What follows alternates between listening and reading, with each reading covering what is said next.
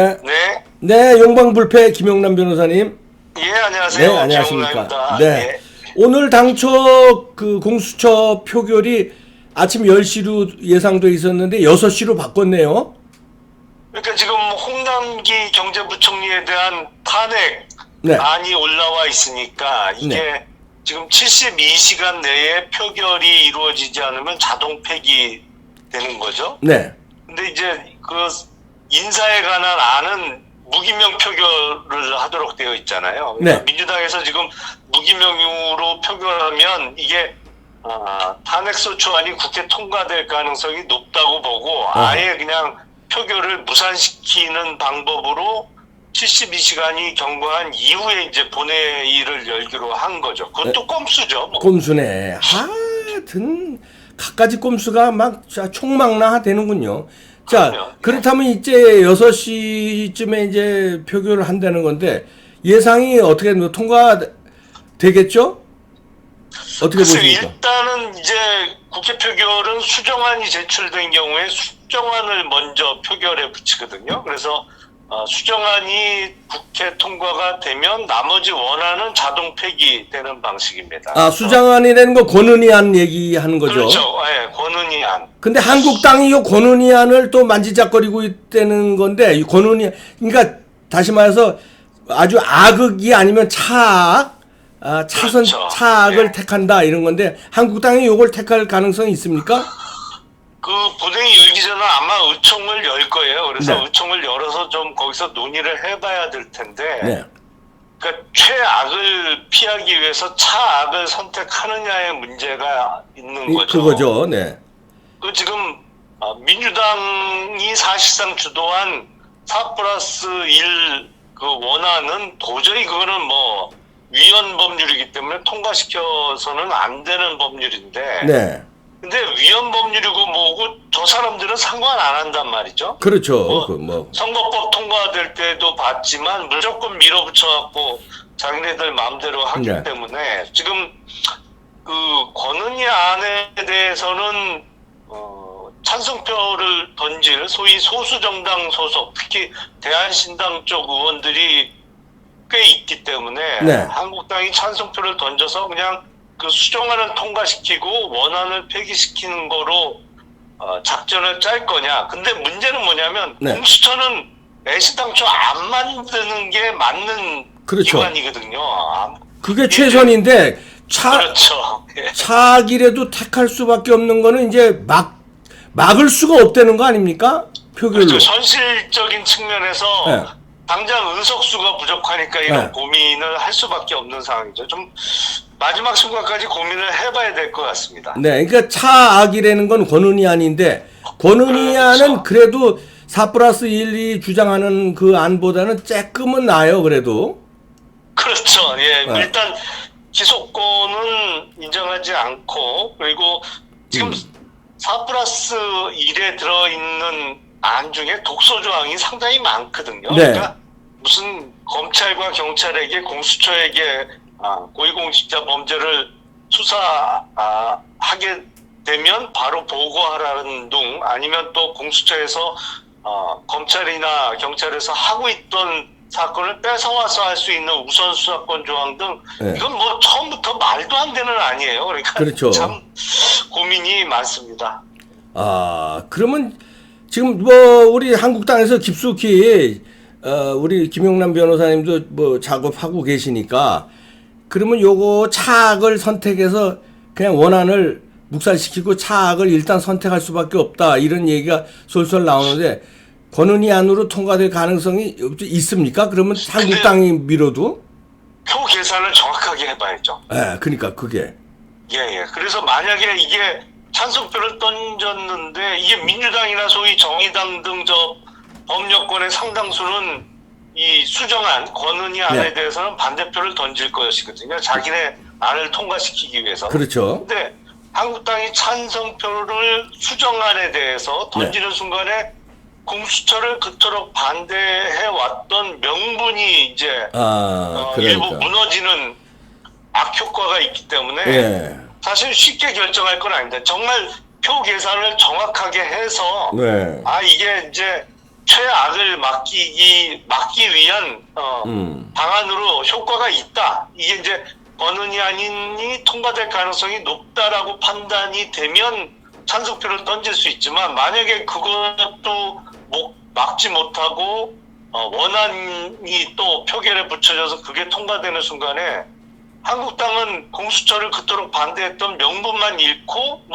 실리도 잃고 다 잃게 되거든요. 그래서 표 계산을 정확하게 해봐야 됩니다. 그러면 표 계산도 이게 어려울 것 같고, 아예 그러면 저 명분이라도 얻기 위해서 극렬 저항 쪽으로 가는 게 나을 수도 있겠네요. 그럴 수 있죠. 네. 왜냐면 이거는 하여튼 내년 총선에서 한국당이 다수석을 점유하는 순간에 이건 바로 폐지 법안을 내야 되는 내용이거든요. 이건 독재 법안이에요. 사실은 독재를 강화시키는 법안이기 때문에 이런 위험한 기구를 두면 안 됩니다. 사실은 다른 나라에서도 예를 찾아보기가 어렵고, 비슷한 예가 중국의 그 시진핑 주석의 장기 집권을 돕기 위해서 얼마 전에 만들었던 국가감찰위원회 정도를 들 수가 있는데, 우리나라 지금 공수처는 중국의 감찰위원회보다도 훨씬 심도 세고 위험한 내용이에요. 그러니까 이런 건 만들면 절대 안 됩니다. 자, 이게 만약에 가정을 해봅시다. 오늘 만약에 통과가 된다면 바로 이게 뭡니까? 실행할 수 있는 겁니까? 공수처가?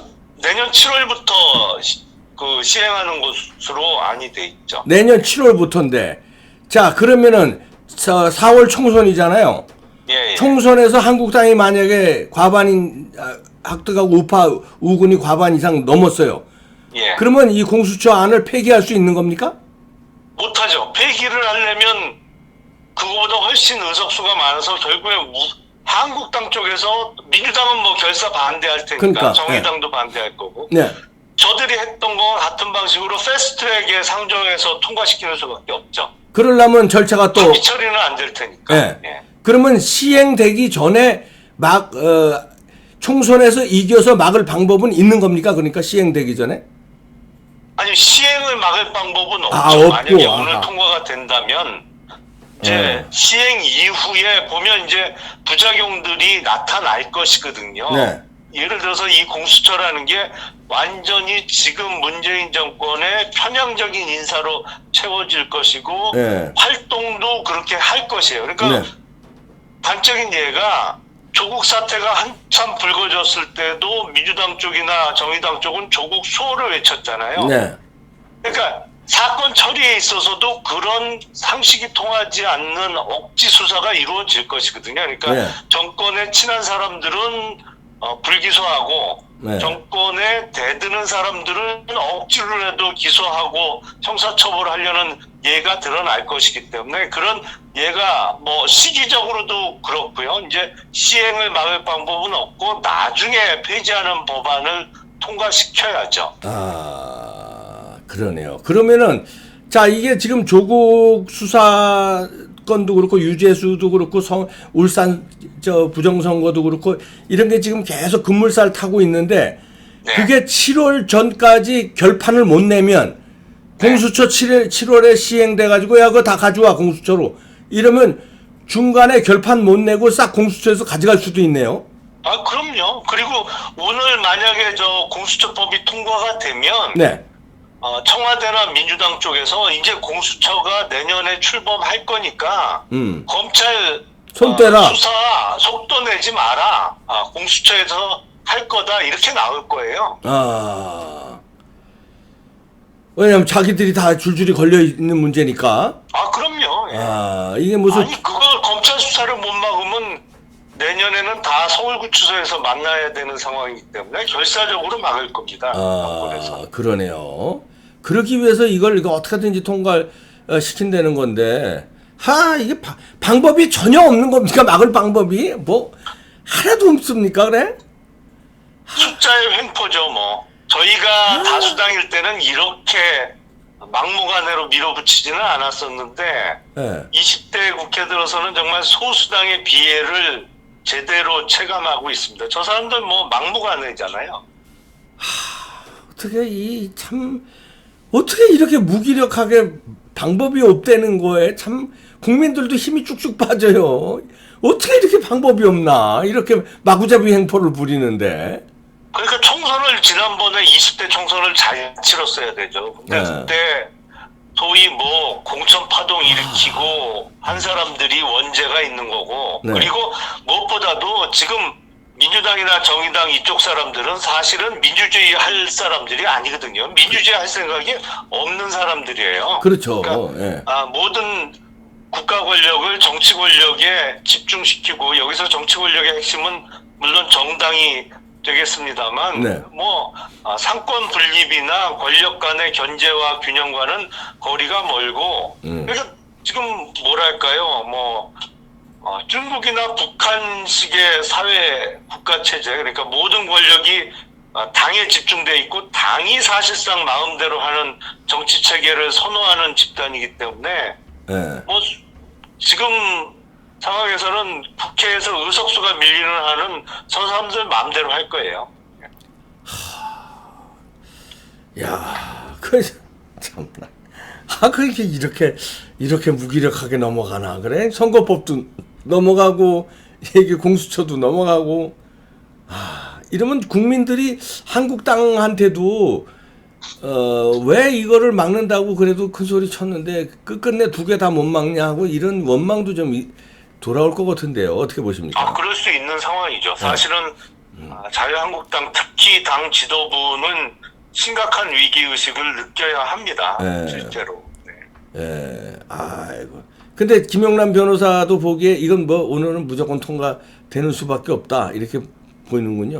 아니요, 근데 사실은 네. 그래도 상식이 통하는 의원들이 네. 일부 있어요. 범여권에도. 왜냐하면 이런 위험한 법률 통과시키면 독재로 무조건 국가가 간다는 것을 알거든요. 상식이 있는 의원들은. 그래서 반란표가 일부 나올 수가 있는데 문제는 이게 기명 투표를 한단 말이죠. 무기명으로 안 한다는 거 아니에요? 저쪽에서는 그걸 민주당에서는 무기명으로는 절대 안 하죠. 그걸 왜냐면 아니까 무기명으로 하면 이건 부결되거든요. 반란이 나올 수 있으니까 자기 이름 대고 깔아 이거죠. 반란하는 놈들은 저 공천 안 주겠다 이러는 거죠. 그렇죠. 이제 무조건 공천 탈락 1순위가 되는 거죠. 여기서 민주당이나 정의당을 비롯해서 이제 그쪽에서 반대표 던지는 순간에 공천 무조건 잘리는 거죠. 그러니까 무조건 기명 투표로 나가는 거예요. 기명 투표를 하면 반란표가 쉽지 않을 텐데 이제 그 반란표라는 건 4+1이니까 그 4에서 어떻게 좀 기대를 해봐야 될 텐데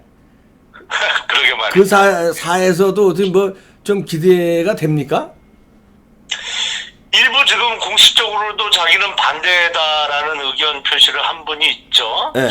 주승용 그렇죠. 부의장이라든지 뭐 박주선 의원 등 네. 일부 있거든요. 근데 그분들로만은 좀 안 되죠, 숫자가. 의석수가 부족하고 네.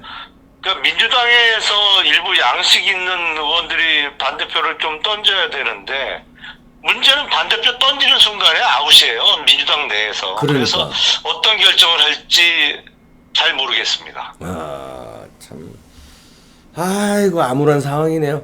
아유, 저 바쁘실 텐데 전화 연결해 주셔서 감사합니다. 예. 용방불패 김용남 변호사였습니다.